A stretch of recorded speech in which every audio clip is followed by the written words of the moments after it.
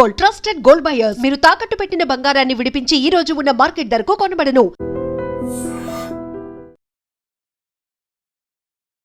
Telangana politics ఎప్పుడు గరంగరంగానే ఉంటాయి. ఏదో ఒక ఇష్యూ, ఏదో ఒక సమస్య, ఏదో ఒక అన్యాయం. తెలంగాణ స్వరాష్ట్రం సాధించిన తర్వాత కూడా ఎక్కడో ఒక చోట ఏదో ఒకటి రగులుతూనే ఉంటుంది. ఏంటన్నా మీ ఓపిక నాకు అర్థం కాదు. ఎక్కడ ఏ ఇష్యూ ఉన్నా మీరు ఈ పార్టీ ఆ పార్టీ అని లేదు, వీళ్ళ వాళ్ళ అసలు మిమ్మల్ని ఒక పార్టీ అనుకునేకి లేకుండా మీరు ఎక్కడ ఏ ఇష్యూ జరిగినా అక్కడికి వెళ్ళిపోతుంటారు. అసలు ఏంది మీ ఉత్సాహం నాకు అర్థం కాదు. నాకు ఏదైనా అన్యాయము, దుర్మార్గము, మోసము, దగ ఇటువంటి జరుగుతుంటే చూసుకుంటే కుసబుద్ధి కాదు. అది ఫస్ట్ నుంచి ఇండివిజువల్ ఎజెండాలు, సొంత ఎజెండాలు ఉన్నటువంటి వాళ్ళు మా బోటోలో చూపించకపోయేది. ఇప్పుడు సోషల్ మీడియా వచ్చిన తర్వాత మీరు రేవంత్ రెడ్డి గారు చాలా క్లోజ్ ఫ్రెండ్స్. మీరు అంత సన్నిహితుడు సీఎంగా ఉన్నప్పుడు కూడా మీరు రోజు ఏదో ఒక కార్యక్రమంలో డైరెక్ట్గా మీ మిత్రుడిని టార్గెట్ చేస్తూ మాట్లాడుతున్నారు. నేను నా మిత్రుడు కనబడతలేడా, నాకు ముఖ్యమంత్రి కనబడుతున్నాడు.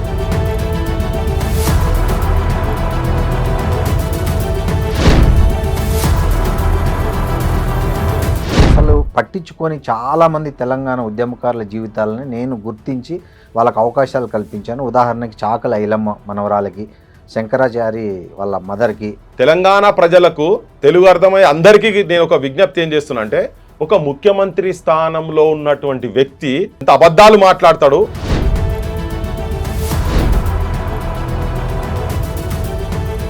హాయ్, నమస్తే, వెల్కమ్ టు ఐడి మీడియా. నేను మీ రొద్దం శ్రీనివాస్. తెలంగాణ పాలిటిక్స్ ఎప్పుడు గరంగరంగానే ఉంటాయి. ఏదో ఒక ఇష్యూ, ఏదో ఒక సమస్య, ఏదో ఒక అన్యాయం, ఏదో ఒక అక్రమం, ఏదో ఒక అవినీతి, ఏదో ఒక పెత్తందారీతనం, ఏదో ఒక బాధిత వ్యధ, ఇలా ఏదో ఒక అంటే నిప్పుల కొలిమి ఎలా అయితే ఎప్పుడు మండుతుంటుందో, తెలంగాణ స్వరాష్ట్రం సాధించిన తర్వాత కూడా ఎక్కడో ఒక చోట ఏదో ఒకటి రగులుతూనే ఉంటుంది.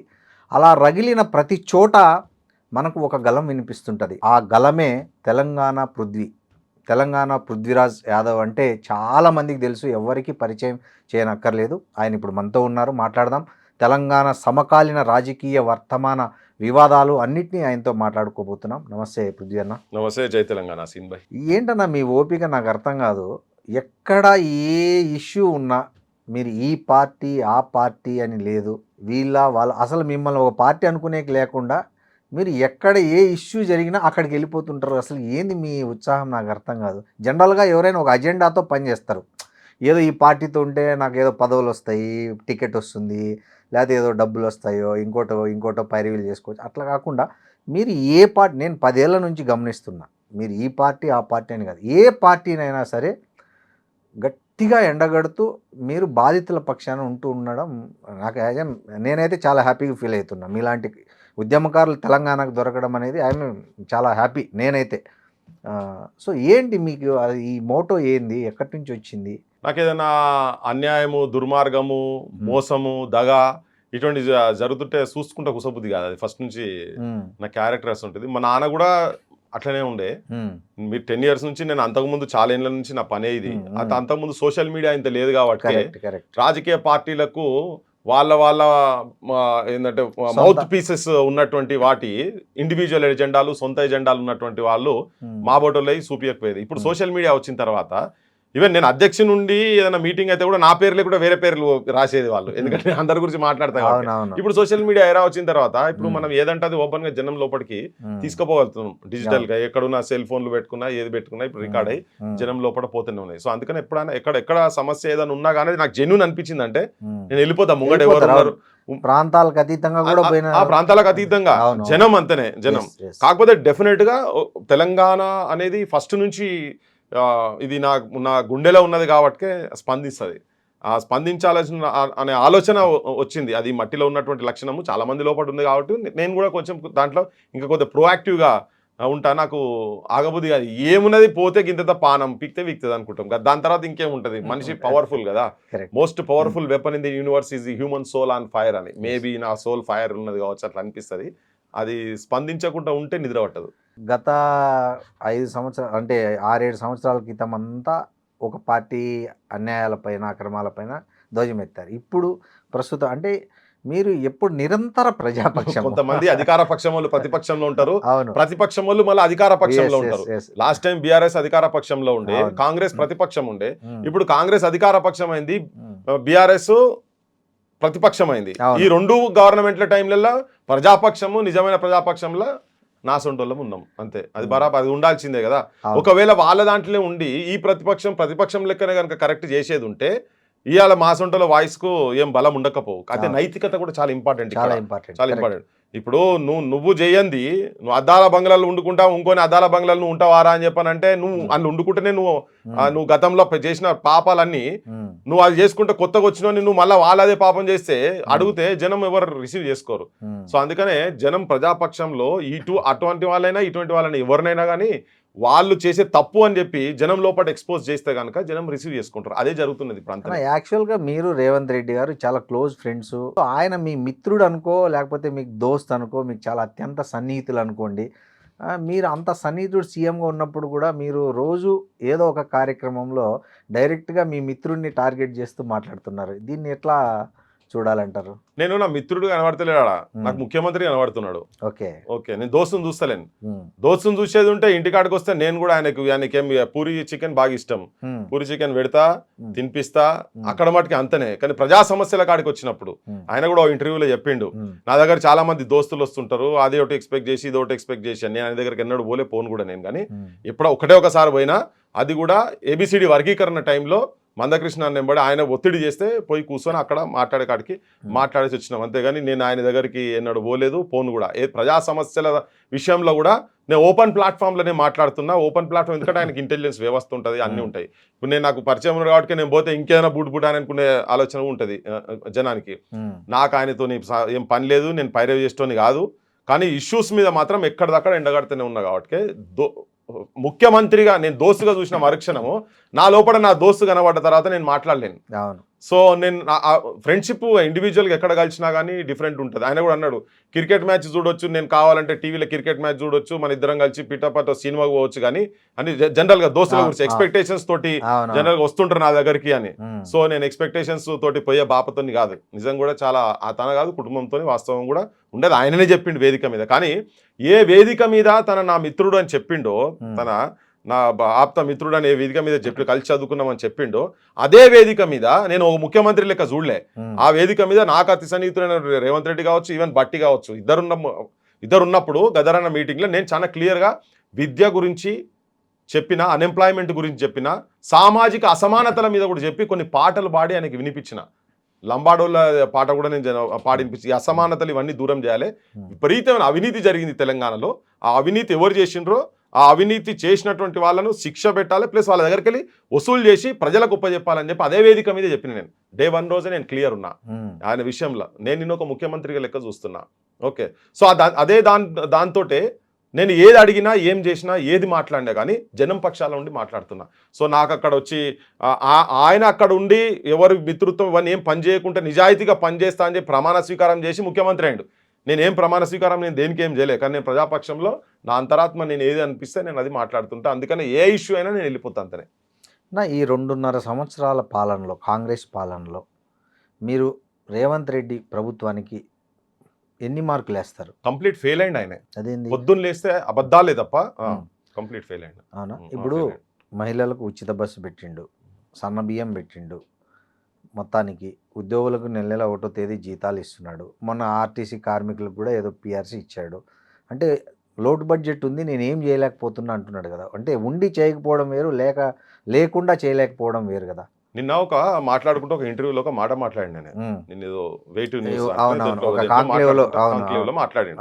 మాట్లాడుకుంటే ఏమంటాడు, ఉచిత బస్ తోటి నేను ఆడపిల్లలకు డ్రాప్ అవుట్స్ తగ్గినాయి. దేనికి తగ్గినాయి అంటే ఉచిత బస్ తోటి వేరే ఊర్లకు పోయి బడికి పోయేటందుకు కూడా ఉపయోగపడుతున్నది అని అన్నాడు. ఈ పెద్ద మనిషికి నేను చెప్పదలుచుకున్నా, ఎన్ని ఊర్లలో ఆర్టీసీ బస్సులు నడుస్తున్నాయి పోయి చూద్దాం, ఏదో కమిటీ వేయమని చెప్పండి. ఎన్ని ఊర్లలో ఆర్టీసీ బస్సులు, అసలు ఆర్టీసీ రవాణాతోటి ఆడపిల్లలు ఆ ఉచిత బస్ తోటి అంటే బస్ కిరాయి లేక కూడా బడులు బంద్ చేస్తున్నారని చెప్తున్నాడు. అది కాదు, అది ఇటువంటి అన్ని చెప్పేటి అన్ని. సో బడులల్లో సౌకర్యాలు లేక, సౌలతులు లేక, ల్యాబులు లేక, పుస్తకాలు లేక, బెంచీలు లేక, చెట్ల కింద బడులు, కూలిపోయే భవనాలు. ఇప్పుడు 2.5 ఏళ్ళకెళ్ళి చెప్తున్నాడు ఇంటిగ్రేటెడ్ స్కూల్స్ అని పెద్ద పెద్ద మాటలు చెప్పి ఉట్టిగా మాటలు వినిపించి మనల్ని సంబరపడి సంతోషపెడుతున్నాడు. కానీ అవి కట్టింది లేదు, చేసింది లేదు. నియోజకవర్గానికి ఒకటి అన్నాడు. మేము ఫస్ట్ చెప్పేటప్పుడు కూడా అసలు ఆయన వచ్చిన తర్వాత బడులు మొత్తం ప్రతి ఊర్లో బంద్ అయిన బడులు తెరిపిస్తాము, ఆల్రెడీ తెరిచిన బడులల్లా ప్రతి సబ్జెక్ట్ ఒక టీచర్ అని అన్నాడు. నాకు 10 పాఠశాలలు చూపిరు తెలంగాణ మొత్తంలో.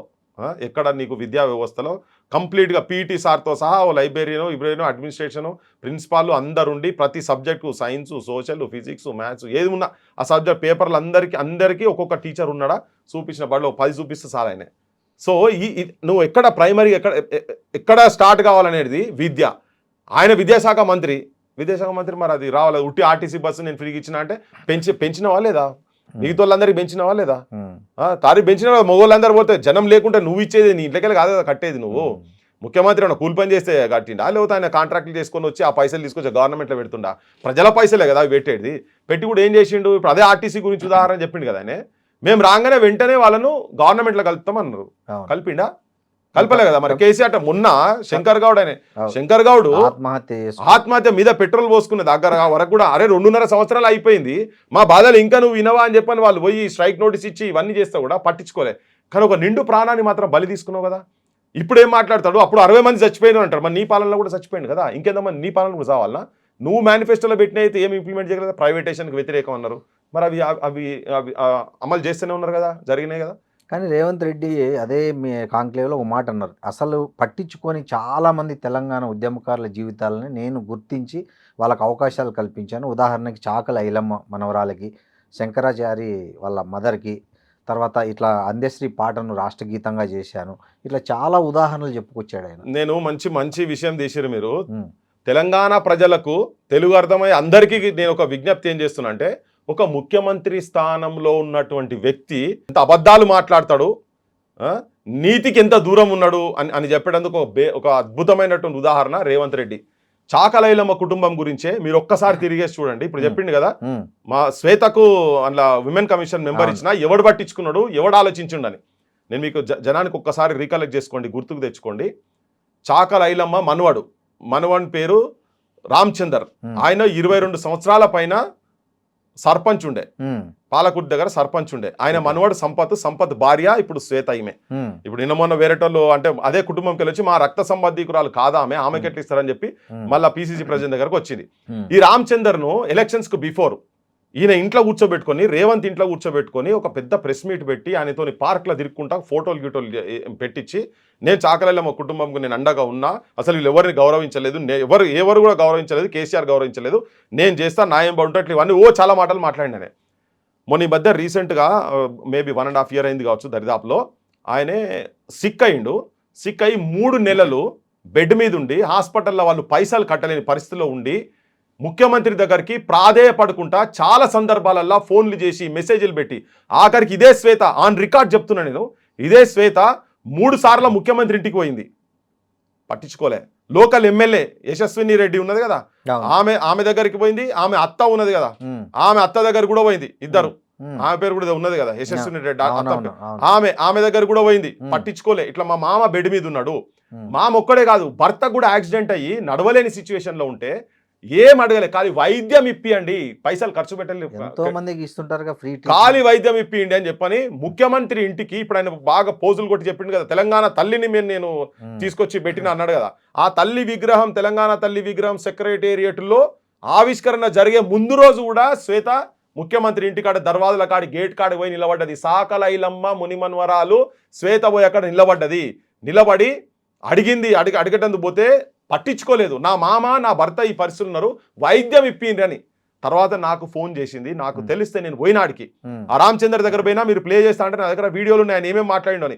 2 చేతులు దండం పెట్టి ఒక్కసారి రేవంత్ రెడ్డికి చెప్పండి, ఒక్కసారి రేవంత్ రెడ్డిని కలిపండి, ఒక్కసారి నాకు అంతకుముందు ఇట్లా చేసిండు, ఒక్కసారి నాకు ఆరోగ్యం బాగాలేదు, ఖాళీ వైద్యం ఇప్పిమని చెప్పండి. దండం పెట్టి చేతులు దండం పెట్టి మీకు చూపిస్తాను, మీరు వేసేది ఉంటే నేను చూపిస్తాను. కానీ ఇట్లా చేతులు దండం పెట్టి అడిగిండు ఆయన. అడిగితే నేనేం చేసిన, ప్రెస్కు పెట్టి చెప్పిన, రేవంత్ రెడ్డిని అడిగిన, రిక్వెస్ట్ చేసిన, నువ్వు ఒక్క టెలిఫోన్ కాల్ చేయి బాయ్, నీకు చాలా మంది ప్రైవేట్ హాస్పిటల్లో కూడా నువ్వు ఓపెనింగ్కి పోతున్నావు కదా, ప్రైవేట్ కాకపోతే గవర్నమెంట్ చెప్పి, గాంధీ హాస్పిటల్లో చెప్పి, వరంగల్ ఎంజిఎంలో చెప్పి, లేదు నిమ్స్ నిమ్స్లన్నీ ఏపి అవును. ఇవన్నీ రిక్వెస్ట్ చేసి ఓపెన్ గా ఒక 10 ఛానళ్లకు నేను మొత్తం చెప్పి పెట్టిన నాకున్న కమ్యూనికేషన్ తో ఒకరిద్దరికి ఫోన్లు కూడా చేసి చెప్పిన. దారుణమైంది తెలుసా అశ్విన్ భాయ్, ఒక ఐ థింక్ నాకు డేట్లు కరెక్ట్ గుర్తుకులేవు, మేబీ ఒక 10 రోజులు అనుకుంటా. నాకు మధ్యలో ఒక థాట్ వస్తా ఉన్నది, ఇక వారం అయిపోయింది ఇంకా ఆయన స్పందిస్తలేడు అనేది నాకు ఎగ్జాక్ట్ డేస్ గుర్తుకులేవు. అసలు డైరెక్ట్ అంబులెన్స్ లో కూర్చోబెట్టుకుని ఆయన నేనంటే అంబులెన్స్ తీసుకొచ్చి ముఖ్యమంత్రి ఇంటికాడికి వచ్చి వద్దాం అనుకున్నా నేను. అనుకున్నాక ఇదేదో రాజకీయం చేస్తున్నది అంతా అంటారని చెప్పి మళ్ళా అనిపించి జస్ట్ ఆగిన. ఘోరం ఏంటంటే ఓ రాత్రి ఫోన్ వస్తుంది నాకు, అరౌండ్ 12-12:30 ఫోన్ వస్తుంది శ్వేత దగ్గర నుంచి, చనిపోయింది మామయ్య చనిపోయింది అని వస్తుంది. చాకలైలమ్మ మనవడు రామచందరు 20 సంవత్సరాల పైన సర్పంచ్ చేసిన ఆయనే, నువ్వు అండగా ఉన్నా అని చెప్పి ఉంటా అని చెప్పి నువ్వు చెప్పినటువంటి వ్యక్తి తనకు ఆరోగ్యం బాగలేదని చెప్పి నీ దర్వాజాలు కటకటాయించేందుకు వస్తే నువ్వు పట్టించుకోలేనివి, నువ్వు సాకలేలమ్మ కుటుంబాలను నేను గౌరవించిన అంటే పాగలగానే ఎవరు లేడీ పాలకృతిలో మళ్ళీ పైసలు ఇచ్చి వాళ్ళతో సంతాప సభ పెట్టించిన లోకల్ ఎమ్మెల్యే తోటి. అంతకుముందు ఆమె పోతేనేమో పోయి ప్రాధేయపడితే కూడా పట్టించుకున్న వాళ్ళు. ఇది నువ్వు సాకలేలమ్మ కుటుంబానికి నువ్వు ఇచ్చిన గౌరవం. నువ్వు ఇవ్వలేదు నేను పట్టించుకున్నా అని పేద మొగం లెక్క పోజులు కొడుతున్నావు కదా. రామచందర్ చచ్చిపోయేటందుకు కారణం ఇంకో 4 సంవత్సరాలే బతుకుంటుండే, వైద్యం కనుక ఇచ్చేదంటే బతుకుంటుండే. ఇలా చంపినటువంటి వ్యక్తి రేవంత్ రెడ్డి అని క్లియర్గా చెప్పదలుచుకున్నాను నేను. ఇంకొకటి, ఇప్పుడు కుటుంబాలు చెప్పిండు కదా, ఎవరు శ్రీకాంతాచారి తల్లి గురించి చెప్పిండు కదా, శ్రీకాంతాచారి తల్లిది కూడా మెంబర్ వేసినావు, ఇంతకుముందు పార్టీలు కూడా టికెట్ ఇచ్చారు, అది వేరే విషయం. అంటే ఒక్క శ్రీకాంతాచారి తల్లికి ఇస్తేనే మొత్తం అమరుల కుటుంబాలకు అందరికి ఇచ్చినట్టేనా? వీళ్ళు మేనిఫెస్టోలో పెట్టిండ్రు, ఊరూరా చెప్పుకుంటూ తిరిగిండ్రు. కరెక్ట్. అసెంబ్లీలో చెప్పిండు తెలంగాణ ఉద్యమంలో 1200 మంది ఆత్మ బలిదానాలు జరిగినాయి, కేవలం 550 పైచిలుకు మందికే గౌరవం దక్కింది, నౌకర్లు ఇచ్చిండ్రు, వాళ్ళకు 10 లక్షల రూపాయలు ఇచ్చిండ్రు. మిగతా అందరినీ రేవంత్ రెడ్డి అసెంబ్లీలో చెప్పిన మాట చెప్తున్నాను నేను. కేసీఆర్ 1200 మంది చనిపోయినాడు, ఈయన కూడా అన్నాడు. మిగతా వాళ్ళకు నేను రాగానే వెంటనే ఇమీడియట్గా 100 రోజుల లోపల మొత్తం అందరికీ నేను ప్రతి ఇంటిని ఐడెంటిఫై చేసి ప్రతి ఒక్కరికి వాళ్ళను గౌరవం ఇచ్చి వాళ్ళ ఇంట్లో నౌకర్లు ఇచ్చి వాళ్ళను ఆదరిస్తా అని చెప్పిండు. నాకు ఒక 10 పేర్లు ఇవ్వమని చెప్పండి రేవంత్ రెడ్డి. ఇప్పుడు 2.5 సంవత్సరాలు అయింది కదా, 2.5 మందికి ఎవరికైనా నౌకర్లు ఇచ్చిండో అడగండి అప్పుడున్న దాంట్లో. అంటే ఆమెకు ఒక్కడికి శ్రీకాంతాచారి తల్లికి ఇచ్చేసేసి ఆమెకి ఇవ్వాల్సిందే, అట్లా చాలా మందికి ఇవ్వాల్సిందే. కానీ నేను తెలంగాణ కుటుంబాలను నేను గౌరవించిన ఆదరించిన అంటే మరి మీతోల సంగతి అంటే ఏంటిది? ఏమైరు వాళ్ళంతా ఏమైనరు? నువ్వు ఎందుకు ఐడెంటిఫై చేయలేదు? అప్లికేషన్లు పడి నేనైతే పిచ్చోన్ లెక్క అమర్ల స్తూపం దగ్గరికి కొంతమందిని తీసుకొచ్చి అక్కడ పెట్టి, ఈవెన్ వాళ్ళ దీపాదాస్ మున్షి దగ్గర కూడా ముంగట సూసైడ్ నోట్ల కాడికి తీసి ముంగట పెట్టిన నేను. పెడితే అసలు దానికి దిక్కు లేదు, దివానా లేదు, ఏం లేదు. ఇప్పుడు మళ్ళా నేనే గౌరవించిన అంటాడు. 9 మంది కళాకారులు, ఎవరా 9 మంది? అందశ్రీ గీతాన్ని రాష్ట్ర గీతం చేసి అన్నా, అందశ్రీ గీతాన్ని రాష్ట్ర గీతం అన్నావు, కానీ పాడిపించింది ఎవరితో పాడిపించినావు? మళ్ళా ఇక్కడ ఆత్మవంచన చేసి ఇక్కడ ఎవరికి ఇష్టం లేకున్నా, మా సొంటోళ్ళకి ఇష్టం లేకున్నా అది అద్భుతమైన ఉన్నటువంటి పాటను తీసుకొని పోయి ఆ మ్యూజిక్ ఇక్కడి నుడికాడాలు ఇక్కడికి సంబంధం లేనటువంటి వ్యక్తిని తీసుకొచ్చి అది ప్రపంచంలో గొప్పడు కావచ్చు. నేను ఆయనను వ్యక్తిగతంగా అగౌరవపరచదలుచుకోలే, పరిచయం కూడా నేను అగౌరవపరిస్తే కూడా ఆయన గౌరవం తగ్గదు. కానీ నా అస్తిత్వంలో ఉన్నటువంటి వచ్చిన పాటను ఆ జయ జయ హే తెలంగాణ జననీ జయ కేతనం అనే పాట ఒక్కసారి ఇట్లా లేపితే, పోతనది పురిటిగడ్డ రుద్రమది వీరగడ్డ గండర గండడు కొమురం భీముడే నీ బిడ్డ అని ఇట్లా వచ్చి జై తెలంగాణ అని పాడుతుంటే జనం మొత్తం ఇట్లా కోరస్ వచ్చేది. దాన్ని చంపేసిన పాటను ఒక పాట గురించే కదా, ఆ పాట ఒకటే కాదు కదా. సుఖశాంతుల తెలంగాణ సుభిక్షమై ఉండాలి, స్వరాష్ట్రమై తెలంగాణ స్వర్ణయుగం కావాలంటే సుఖశాంతులతో తెలంగాణ ఉందా? నువ్వు పాటను ఏదో తెలంగాణ రాష్ట్రీయ గీతం చేయగానే కాదు కదా, ఆ సుఖశాంతులు కావాలి కదా. దాంట్లో ఉన్న అర్థం ఏంటిది? ఏం సక్సెస్ కావాలి? స్వరాష్ట్రమై తెలంగాణ స్వర్ణయుగం కావాలని. స్వర్ణయుగం అయిందా? మేఘా కృష్ణారెడ్డి భార్య ఒంట్లో మొత్తము 143 కోట్ల రూపాయల బంగారు ఆభరణాలతోని ఆయన బంగారు తెలంగాణ అన్నాడు. ఈయన స్వర్ణయుగం స్వర్ణాలతోటి మొత్తం వేసి బంగారం వేసి ఈయన మేఘా కృష్ణారెడ్డి భార్యను ప్రపంచ ప్లాట్ఫామ్లో పోయే కాడదాకా వీళ్ళందరూ కలిసే ఉన్నారు కదా దీనిలో. సో ఇక్కడ నేను అనేది ఏంటంటే కుటుంబాలను నువ్వు గౌరవించలే, 9 మందికి నువ్వు గౌరవించిన అన్నావు. చాలా మంది ఉన్నారు చరిత్రలో. నువ్వు నీకు అనుకూలమైనటువంటి నీకు కావాల్సిన వాళ్ళను కొంతమందిని పెట్టుకున్నావు. వాళ్ళు ఎవరి మీద కూడా నేను ఆబ్జెక్షన్ చేస్తాను 9 మంది మీద కూడా. కానీ చాలా మంది ఉన్నారు కదా. కేశవరావు జాదవ్ ఆ ₹1 ఇచ్చుడు, నేను అదే అంటున్నా. వాళ్ళ ₹1 ఇస్తే ఉద్యమకారులందరికీ గౌరవం ఇచ్చినట్ట. కేశవరావు జాదవ్ ఉన్నారు, ముచ్చరస్త్రాయణ గారు ఉన్నారు, ఇట్లా చాలా మంది ఉన్నారు కదా. సిద్ధులు ఉన్నారు, ఎక్కిరి సిద్ధులు ఉన్నారు ఖమ్మంలో ఫస్ట్ స్టూడెంట్ లీడర్. జయదీర్ తిరుమలరావు ఇట్లాంటి జయదీర్ తిరుమలరావు సార్ పేరు చెప్పిండు కదా, నేను దాని విషయంలో యాక్చువల్ నేనే చెప్దాం అనుకున్నా. యాక్చువల్ గా అది జయదీర్ తిరుమలరావు సార్ కానీ ఏం గౌరవం ఇచ్చిండని అంటే విదేశాలకి వెళ్ళి వచ్చేటువంటి ప్రెసిడెంట్ ప్రైమ్ మినిస్టర్లు కూడా ప్రెసిడెంట్ దగ్గర విజిట్ చేసి అవి చూస్తారు. అక్కడ గౌరవం ఉన్నది అంది. ఇక్కడ ఆయన ఇంట్లో మగ్గిపోయిన సార్ ఇంట్లో పుస్తకాలు కావచ్చు, పాత తోలు బొమ్మలు కావచ్చు, ఆ పరికరాలు కావచ్చు, వస్తువులు కావచ్చు, ఇవన్నీ సారు వాళ్ళ పిల్లల కన్నా ఎక్కువ వాటినే చూసుకుంటాడు.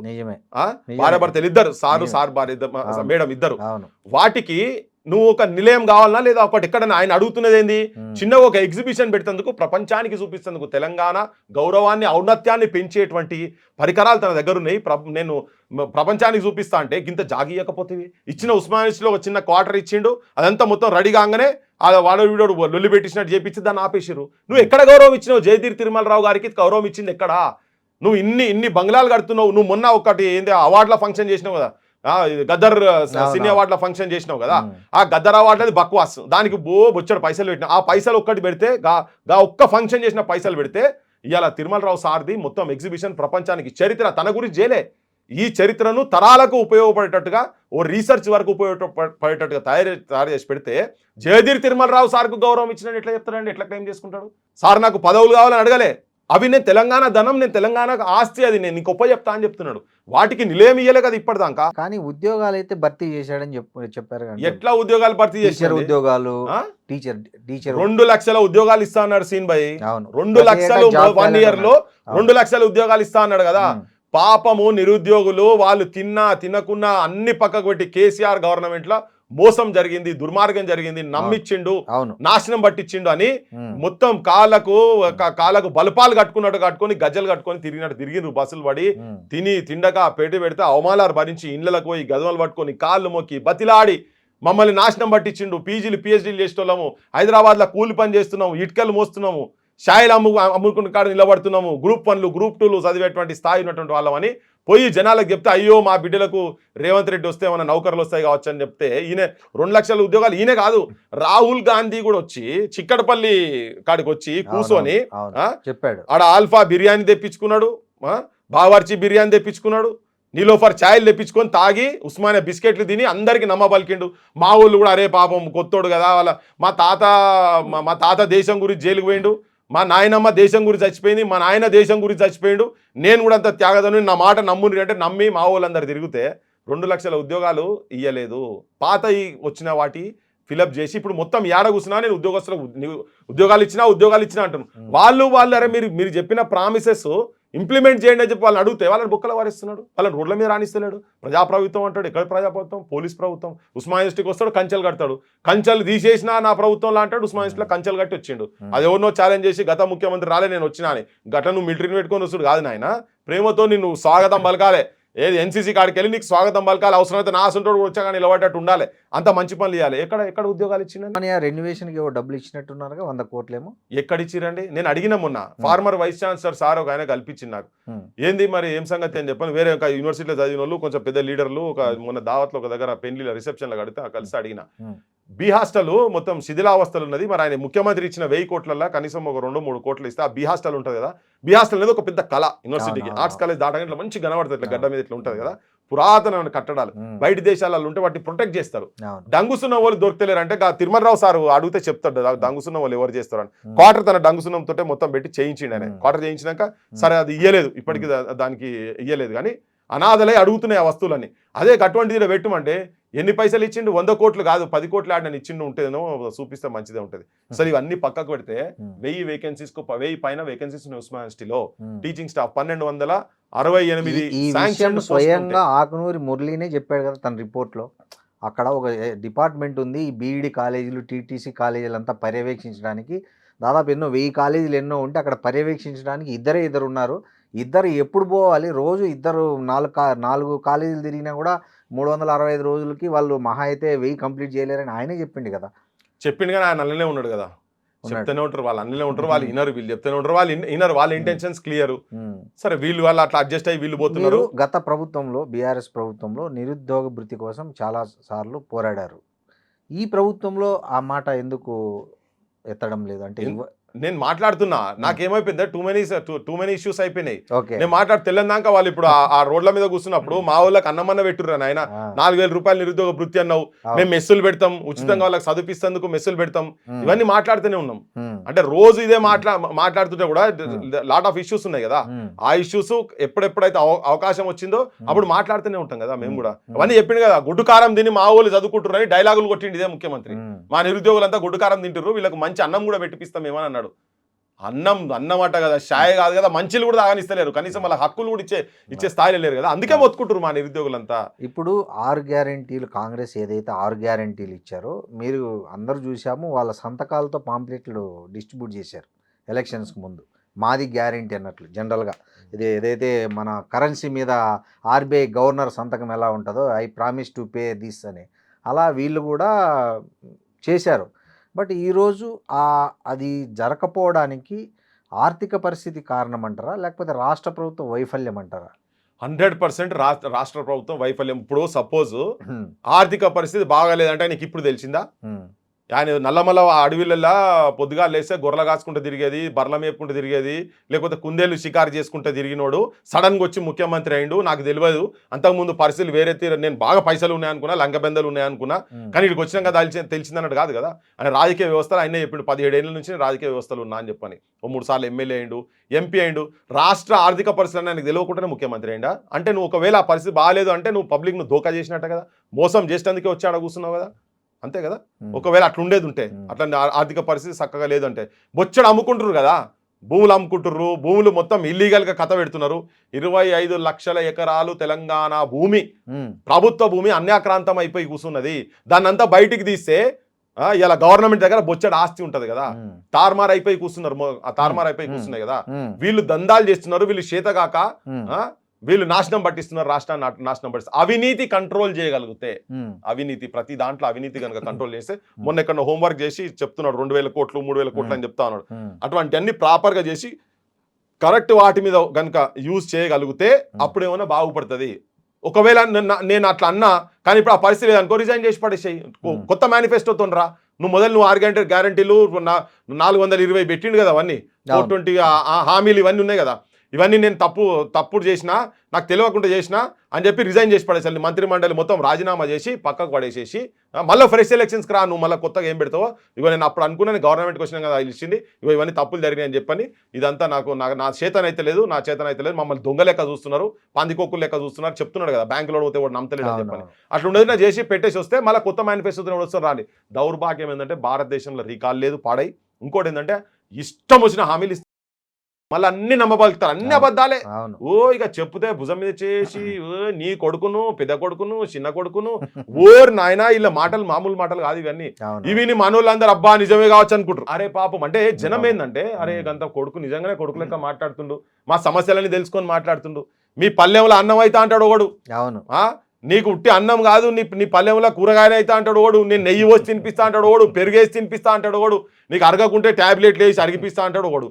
ఇవన్నీ నిజంగానే కావచ్చు, మన బతుకులేమన్నా బాగుపడతాయేమని చెప్పి ఆశతోటి, పాపం ఆశతోటి జనం ఇప్పుడు నిరుద్యోగుల దగ్గర పోయినాం అనుకో, చెప్పంగానే అయ్యో బిడ్డ నిజంగానే ఇస్తాడు కావచ్చు అని. పేదోళ్ళు ఉన్నారనుకో, నీకు మొత్తం ఇండ్లు ఇస్తా అంటే అది ఒక డ్రీమ్ కదా, పాపం కట్టించి ఇస్తాడు కావచ్చు. ఇవన్నీ వాళ్ళ ఆశలు అడియాసలు చేసేటట్టుగా మొత్తం అవన్నీ మాట్లాడి గద్దెకి వచ్చినాక కట్టుకున్న ఇండ్ల కాడికెళ్ళి గులగొడుతున్నారు. ఇప్పుడు ఇవన్నీ పక్కన పెట్టి రేవంత్ రెడ్డి గారు మూసీ ప్రక్షాళన మీద ఎందుకు అంత ఫోకస్ చేస్తున్నారంటారు? మూసీ అదొక పెద్ద స్కామ్ నా దృష్టిలో. అంటే ఎట్లా? ఇప్పుడు ఆయన నిన్న చెప్పిండు, ఎవడేమనుకున్నా ఎవడేం చేసినా, ఈ డైలాగులు మాత్రం మామూలు కొట్టడు ఆయన. అది ఎందుకంటే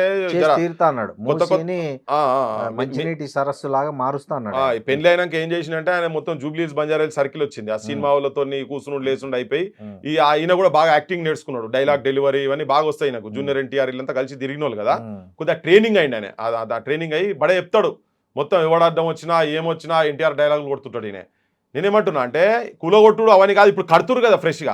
మేము మొన్న మధు పార్క్ దగ్గరికి పోయినప్పుడు, మేము ఆ ఇష్యూ పోయినప్పుడు అదే రోజు ఒక డైరెక్ట్ మూసీలో కడుతున్నాడు వాడు, ఆదిత్య వాడు డైరెక్ట్ మూసీలో కడుతున్నాడు.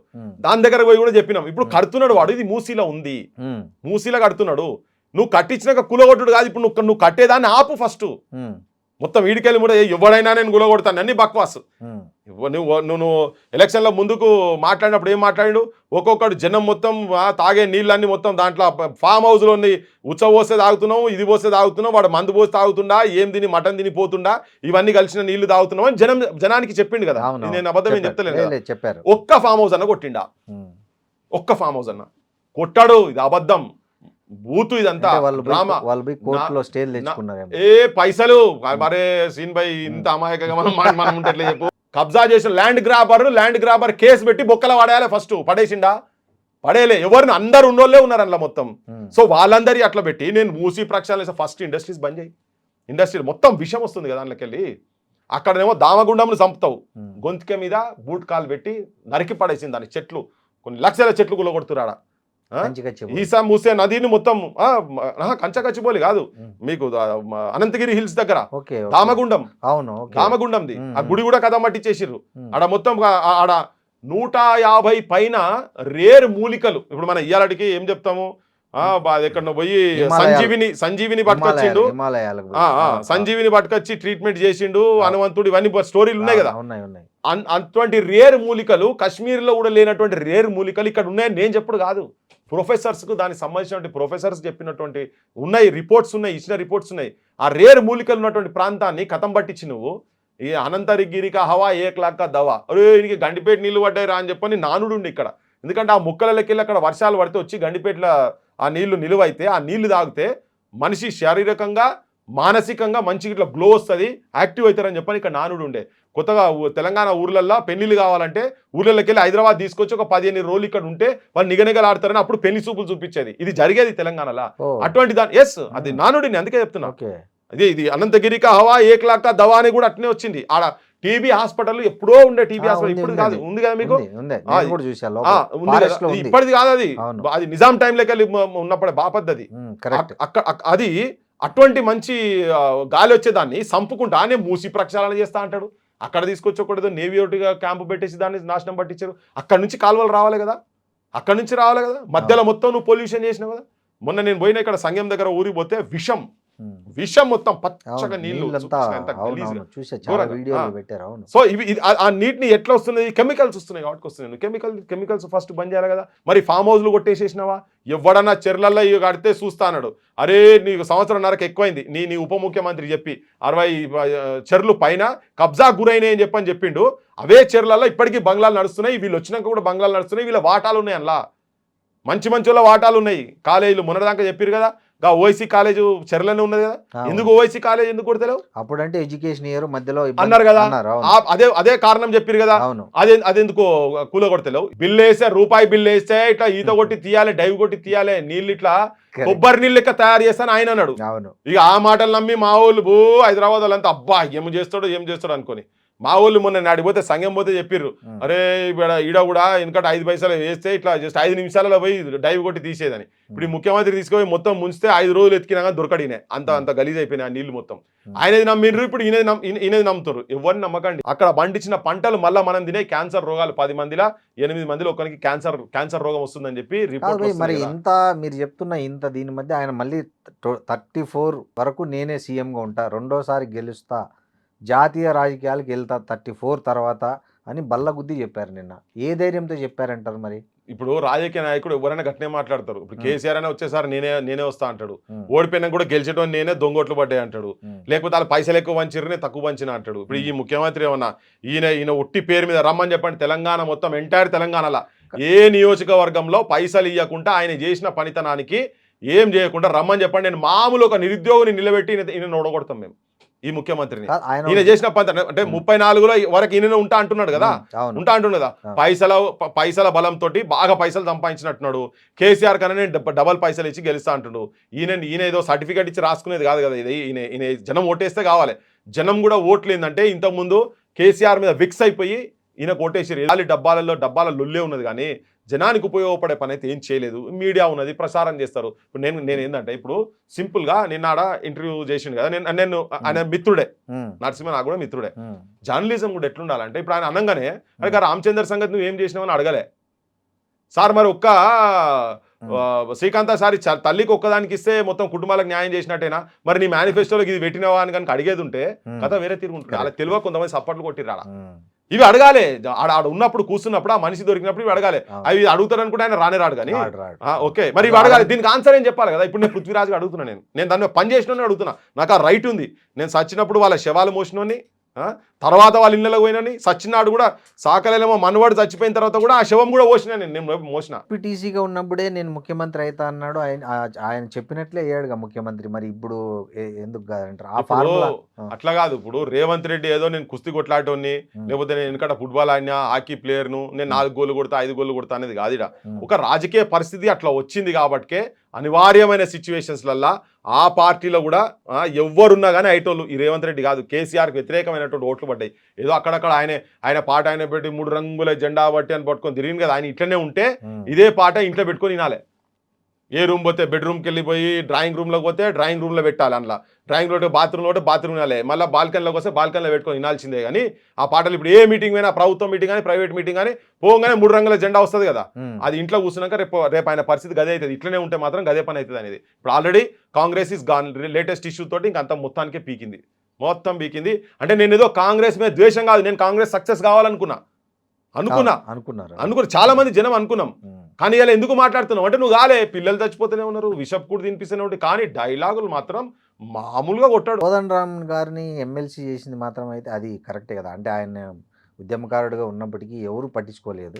ఈయనైతే పిలిచి అయితే ఎమ్మెల్సీ చేసిండు కదా, ఏదో ఒకటి మొత్తానికి గవర్నర్ చుట్టూ తిరిగో ఏదో ఒకటి సంథింగ్. సీన్ భాయ్ ఇక్కడ నేను ఒక చిన్న, అంటే నేను కోదండరామ్ మీద నాకు వ్యక్తిగత ద్వేషం అని కాదు, కానీ అసలు కోదండరామ్ ఎమ్మెల్సీ పదవి తీసుకోవద్దు. నువ్వు ఎందుకు నిన్ను కోదండరామ్గా ఎందుకు గుర్తిస్తున్నారు తెలంగాణ జనం అంటే, నిన్ను ఒక ఉద్యమాల ఐకాన్ అనుకున్నారు. అవును. కానీ నువ్వు జీతం తీసుకోకుండా, ఒక్క నెల కూడా కోదండరామ్ జీతం తీసుకోకుండా పనిచేయలే. ప్రతి నెల కోదండరామ్ జీతం తీసుకున్నాడు. యూనివర్సిటీలో ప్రతి నెల కోదండరామ్ జీతం తీసుకున్నాడు. ఉద్యమం అని చెప్పుకుంటూ నౌకర్ తీసుకున్నాడు. ఇప్పుడు రిటైర్మెంట్ బెనిఫిట్స్ కూడా వస్తున్నాయి తనకు. కానీ నేను ఎమ్మెల్సీ వద్దు, నాకు నా ఉద్యమకారులు ఎవరైతున్నారో వాళ్ళ కనీసం వాళ్ళ కుటుంబాలకు నువ్వు ఇస్తా, నాకు 200 గజాలు ఇస్తావా ఇయ్యి, వాళ్ళకు ఒక ఐడెంటిటీ కార్డు ఇచ్చి హెల్త్ పరంగా హెల్త్ కార్డులన్నీ ఇయ్యి, ఇటువంటివి చెయ్యి, వాళ్ళ కుటుంబాల కింద చదువున చదివి గీ డిమాండ్లు పెట్టి దాని తర్వాత నేను ఎమ్మెల్సీ అవుతా అని చెప్పి చెప్పనుండే ఆయన. తన ఉద్దేశం అక్కడ మండలిలో గొంతు ఎత్తుదాం అనుకున్నారేమో. అరే మండలిలో గొంతు ఆయన ఎత్తితే ఆడ ఏం లేదు, ఆడ ఎత్తితే టమాటాలు రాలే, వంకాయలు రాలే, ఆడ ఈయన పోయి ఆడ ఎత్తితే ఈయన గొంతే లేదు చక్కగా. ఈయన గొంతు ఎక్కడిది? మా బోటలో మొత్తుకొని జనాలందరినీ తయారు చేసినాం, మా బోటలో జీవితాలను నాశనం చేసుకున్నాం, మాకేం అవసరం లేదు. కానీ అక్కడ క్షేత్రస్థాయిలో ఉన్నటువంటి వాళ్ళు చాలా మంది ఉన్నారు కదా, ఇప్పుడు ట్యాంకులకి వెళ్ళి మీదికి వెళ్ళి దునుకుతే కాళ్ళు మొత్తం పోయిన వాళ్ళు కూడా ఇప్పటికీ వాళ్ళ గవర్నమెంట్ నుంచి ఆదరణ లేక వైద్యం, ఆఫ్టర్ ఆల్ వైద్యం అడిగేది కదా, ఆఫ్టర్ ఆల్ వైద్యం గది కూడా ఇయ్యలేవు. నువ్వు కౌన్సిల్లో కూర్చొని మాట్లాడితే కాదు, నువ్వు కోదండరామ్గా బయట కూర్చొని నా ఓళ్ళకు నువ్వు ఇచ్చిన తర్వాతనే నువ్వు ఎమ్మెల్సీ ఇస్తావా, నువ్వేమి ఇస్తావో తీసుకుంటాను. కానీ ఎమ్మెల్సీ పదవి కకృతి బయట పడిపోయేటోడు గిన్నెం మనిషి అండి, నాకు అర్థం కాదు. నేను వ్యక్తిగతంగా ఎమ్మెల్సీ కాదు, ఇంకా కూడా కావాలన్నది. కానీ వీళ్ళు అయిన తర్వాత కనుక నువ్వు అయ్యేది ఉంటే నీది ఒక వాయిస్ ఉంటుండే. తర్వాత అంతా బీఆర్ఎస్, ఇప్పుడు మళ్ళీ కాంగ్రెస్. రేపు పొద్దుగాల వేరే ఏదో స్థానంలో పోతారు, మళ్ళీ ఓ శ్వేతకి ఇయ్యనుంటివి, లేకపోతే వాళ్ళ కుటుంబంలో ఇంకెవరికన్నా ఇయ్యనుంటివి. లేదు, అమరుల కుటుంబాలు బొచ్చాడు మంది ఉన్నాయి. మా దగ్గర సుమన్ తల్లి ఉన్నది, సుమన్ బిడ్డ ఉన్నది, గా లీలా ఉన్నది. మా దగ్గర మా లంబాడి జాతికి సంబంధించిన బాలాజీ నాయకు ట్రైన్ కట్టం పోయి చచ్చిపోయాడు, వాళ్ళ చెల్లెల్ని గటువంటోళ్ళకి పిలిచి వాళ్ళకి ఎందుకు ఇయ్యలే, ఈమె ఏం పని చేసినా ఆమె త్యాగం ఏంటిది? ఇప్పుడు మీకు తెలంగాణ ప్రజలకు అంటే ఏముంది ఒకవైపు ఏమో 10 ఏళ్ళు అటు చూశారు, ఈ 5 ఏళ్ళు ఇటు చూస్తున్నారు. అంటే ఇప్పుడు మీరు చెప్పే లెక్కలో ఎవరు కూడా మీ ఆకాంక్షలకు అనుగుణంగా లేనట్లు. మరి ఏంటి ప్రత్యామ్నాయం? తెలంగాణ ప్రజల నుంచి రావాలి, ప్రజలు పైసల కోట్లేసులు బంద్ చేయాలి, ఊర్లలో నిజాయితీ పరులను సర్పంచ్లను వార్డు మెంబర్ మొన్నైతే అవకాశం పోయింది, నెక్స్ట్ వచ్చే ఎమ్మెల్యేలన్నా ప్రజలు ఉద్యమాల సైడ్ ఉన్నటువంటి వాళ్ళనే ఓట్లేసి గౌరవిస్తే వాళ్ళకేమన్నా అసెంబ్లీలో కూర్చొని రాజ్యం వాళ్ళ సొంటల చేతులలో వస్తే తప్ప, లేకపోతే ఎక్కడేసిన గొంగడ అక్కడనే ఉంటుంది, ఇంకా నాశనం అవుతుంది, సర్వనాశనం అవుతుంది. ఏ ఏరియాలనైతే ఒకవేళ డ్రగ్స్ కానీ గాంజాయి కానీ చాక్లెట్లు తింటున్నారు 6వ తరగతి 7వ తరగతి 8వ తరగతి పిల్లలు, స్కూల్ పిల్లలు ఇట్లా తింటుంటే వాళ్ళు వచ్చి చెప్తుంటే నాకు దుఃఖం వస్తుందని మాట్లాడుతుండే మొగాయనే. ఏ ఏరియాలో కనుక దొరికితే ఆ ఏరియా సిఐని డైరెక్ట్ సస్పెండ్ కాదు, రిమూవల్ ఫ్రమ్ సర్వీస్ చేస్తా అని చెప్పి నువ్వు ఒక టాస్క్ ఫోర్స్ నిజాయితీ పరులు అంటున్నావు కదా, ఒక టాస్క్ ఫోర్స్ పెట్టి నువ్వు పంపి గాంజాయ్ అనేది వారం రోజుల్లో తెలంగాణకి వెళ్ళి మాయమైపోతుంది. దమ్ముండాలే, నా సొంటోడు ఉంటే చేసి చూపిస్తా పని. ఆటోలు నడుపుతున్నారు, క్యాబులు నడుపుతున్నారు, స్విగ్గీలు చేసుకుంటున్నారు, కూలి పని చేసుకుంటున్నారు, ఇటుకలు మోస్తున్నారు, తట్టలు మోస్తున్నారు. పనులు నేను తప్పని చెప్తలేను, సిమెంట్ బస్తాలు మోస్తున్నారు, తప్పని చెప్తాను. కానీ చదువుకున్న వాళ్ళు ఈ పని చేయొద్దు కదా. ఇటువంటి పనులు చేస్తున్నారు, క్యాటరింగ్ కు పోతున్నారు. మరి ఈ గ్యాప్ ను కవిత కొత్త పార్టీ ఏమైనా ఫిల్ చేస్తుందంటారా? అసలు ఆమె గురించి మాట్లాడే బేకార్ సీన్ భయ్. ఆమె ఏంటి, ఆమె ఎక్కడికి వెళ్ళి వచ్చింది? ఆమె ప్రజాసేవ చేస్తేందుకు వచ్చింది. ఆమె మారిన మనిషి కావచ్చు కదా ఆమె. ఎక్కడికి వెళ్ళి మారుతుందండి? అక్కడ అన్యాయాన్ని ఎత్తి చూపిస్తుంది కదా బయట. మారిన మనిషి అయితే ఎస్ కరెక్ట్ మాట చెప్పిర్రు. ఆమె దగ్గర ఉన్నటువంటి ఆస్తి మొత్తం, అంతకుముందు ఆమె ఏం చెప్పింది, నా పెళ్లికే అప్పు చేసిండు మా నాయన అన్నది. వాస్తవమే. వాళ్ళ ఇంట్లో దర్వాజల కాడికి వెళ్ళి మందికి వెళ్ళి అక్కడికి చేసుకుని తెలంగాణ పుణ్యమా అని చెప్పని వీళ్ళందరూ పైసలు లక్షల రూపాయలు కోట్ల రూపాయలు సంపాదించారు వీళ్ళంతా. మంగళ షాపులు నడిపింది ఆమె. మంగళ షాపులు ఏ మంగళ షాపులు? హైదరాబాద్లో మా దగ్గర రవి అన్నాడు హ్యాబిట్స్లా ఒక ఊపిండు ఆయన మొత్తం. మా రేవంత్ కూడా ఎరికే ఆయన సంగతి ఎరికే. కోమల్ హెయిర్ కట్ అని ఉండేది. ఇటువంటి వాళ్ళందరూ చాలా మంది హైదరాబాద్లో ఒక ఊపిన వాళ్ళు ఎవరు కూడా వాళ్ళ దగ్గర పోతే నేను మొన్న మాట్లాడితే ఏమంటాడు, 1 లక్ష రూపాయలు నేను అన్నాడు క్యాజువల్లీ అన్నాడు. ఎందుకంటే ప్రతిరోజు నేను 1000 రూపాయలు ఇస్తే 96,000 రూపాయలే వస్తుండే. అంటే ఆ షాపులు వీళ్ళు కార్పొరేటైజ్ చేసి అటువంటి దందాలను నడిపిన దానికి నీకు ఇవాళ నీకు హైదరాబాద్ మొత్తము తెలంగాణ మొత్తము పెద్ద పెద్ద బొమ్మలు వేసినట్టుగా ఒక్కొక్క బొమ్మ 15,000 నుంచి 20,000 రూపాయలు ఉంటుంది. గల్లీకి వేసినావు నువ్వు, ఎన్ని కోట్ల రూపాయలు అయినాయి ప్రతి పేపర్ ఆడి. నీకు ఈ పైసలు ఎక్కడికి వెళ్ళి వచ్చినాయి? ఈ పైసలు మొత్తం ఇవన్నీ అవినీతి సొమ్ము. నేను చెప్పేది ఏంటంటే మీ అయ్యా ముఖ్యమంత్రి ఉన్నప్పుడు నువ్వు ఇల్లీగల్గా సంపాదించిన పైసా వాళ్ళు ఎట్లా సంపాదించారో నువ్వు గట్టినే సంపాదించినావు. ఇవన్నీ నువ్వు నేను ఇవన్నీ పైసలు నీ బంగ్లా ఎక్కడికి వెళ్ళి వచ్చింది? పెద్ద పెద్ద బంగ్లాలు ఏం దందాలు చేసి వచ్చినాయి? ఏం దందాలు చేసారో చెప్పాలి కదా. ఇక్కడ బుర్జు ఖలీఫా దాకా పోయింది కదా మీ పతారా మొత్తం. మరి ఇవన్నీ ఎట్లకెళ్ళి వచ్చినాయి? అవన్నీ సరెండర్ చేసి అవన్నీ జనంకు రాసి సుందరయ్య కదా రాసినట్టు. ఎంతోమంది మన దగ్గర కూడా చాలా మంది పెద్ద పెద్ద వాళ్ళు అప్పుడు వెనకట భూదాన్ మూవ్మెంట్లో వచ్చినప్పుడు భూదాన్ మూవ్మెంట్ రాసిండ్రు. దొరలు భూస్వాములుగా ఉన్నటువంటి వాళ్ళు కూడా అన్ని క్యాస్ట్లు ఈవెన్ రెడ్లలో ఉన్న వాళ్ళు వెల్మల్లో కూడా కొంతమంది రాసి పడిపోయింది కదా. ఉప్పాల లక్ష్మణ్ రాసేటోళ్ళు అన్నలలో కూడా పోయింది కదా. ఎరంరెడ్డి సంతోష్ రెడ్డి అసలు చాలా మంది ఉన్నారు కదా. వీళ్ళందరూ చేసినట్టుగా నువ్వు కూడా ఏం చేయంటే నువ్వు కూడా మొత్తం రాసి వీళ్ళందరికీ ఆస్తి అంతా మొత్తం రాసి ఎవరికొవరికి రాసి ప్రజలకు రాసి లేకపోతే మహిళా సంఘం ఏమైనా పెట్టి దానికన్నా రాసి మా దగ్గర కొన్ని ఏళ్ల నుంచి నేను చూస్తున్నప్పటికెళ్ళి కొంతమంది ప్రజా ఉద్యమాలలో మహిళల గురించి పనిచేస్తున్నటువంటి వాళ్ళు విమలక్కలు, సజయక్కలు, సంధ్యక్కలు గిటువంటి వాళ్ళతో ఒక 10 ఏళ్ళు పనిచేయి, అప్పుడు నేను నమ్ముతాం. నువ్వు ఇలా కొత్తగా వచ్చి నిన్నో మాట మాట్లాడుతుంది, రేపో మాట మాట్లాడుతుంది. సామాజిక తెలంగాణ అంటది ఆమె వెలుమ సామాజిక వర్గంకి వచ్చింది. ఆమె సామాజిక న్యాయం ఎక్కడిది? ఆమె పార్టీ అధ్యక్షుడు కిందోళ్ళని ఎవరైనా చేయి, దళితులు మాలమాదిగోళ్ళని చేయి, గొల్లగౌన్లని చేయి, సాకల్ మంగళోళ్ళని చేసి నువ్వు అధ్యక్ష పదవి పెట్టి నాకు వద్దు వాళ్ళ ఆమె ఎవరండి ఇచ్చేటందుకు? ఇంకా పిచ్చగలమా ఈ జాతులు? ఇంకా బిచ్చగలమా వాళ్ళ కుటుంబం దగ్గర ఆమె దగ్గర?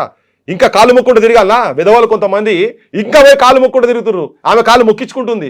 మేము 20 తారీఖు రోజు వెలుగుమట్ల దగ్గర పోయినామంటే ఆ ఇష్యూ హైలైట్ చేసినాము. వెలుగుమట్ల దగ్గర పోయిన తర్వాత 2 ఇష్యూస్ తోటి ఒక retired reserve inspector sub inspector చనిపోతే ఆయనకు రిటైర్మెంట్ బెనిఫిట్స్ రాక సంవత్సరం నుంచి ప్రభుత్వం దగ్గర కట్కటాయిస్తున్నాడు. ఆయన బట్టి విక్రమార్క దగ్గర గన్మెన్ చేసిండు, పొంగులేటి శ్రీనివాసరెడ్డి దగ్గర చేసిండు, తుమ్మల నాగేశ్వరరావు దగ్గర చేసిండు, అందరి దగ్గర పువ్వార అజయ్ దగ్గర కూడా గన్మెన్ చేసిండు.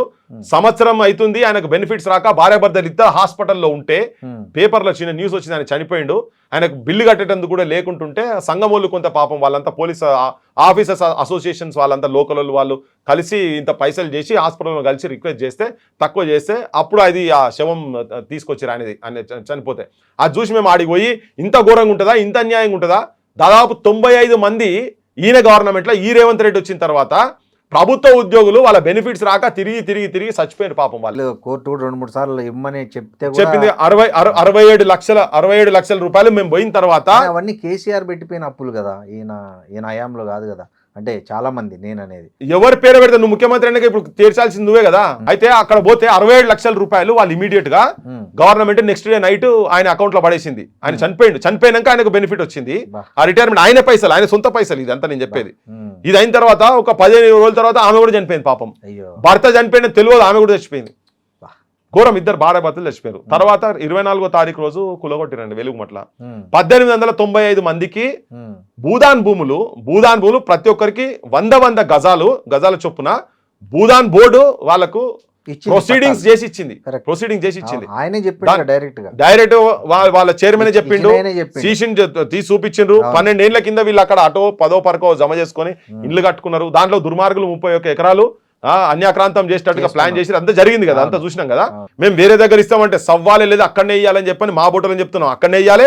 1895 మందికి ఎవరెవరికైతే భూదాన్ ప్రొసీడింగ్స్ వచ్చినాయో వాళ్ళందరికీ పట్టాలు ఇవ్వాల్సిందే 60 ఎకరాలది అని చెప్పానంటే ఈమె మధ్యలో వచ్చి కూర్చొని ఈమె రాగానే మొత్తం వాళ్ళకి సంబంధించిన పత్రికలలో హెడ్లైన్స్లు వస్తాయి, అంతా న్యూస్ హెడ్లైన్స్ వస్తాయి. 2 రోజులు మాట్లాడి చేసినారు, మేము వస్తేనే ఇచ్చినాం అని. అక్కడ పాపం ఓపీడీఆర్ వాళ్ళు అక్కడ ప్రజలు 14 మంది నిన్నటి వరకు కూడా జైళ్ళలో మగ్గినరు.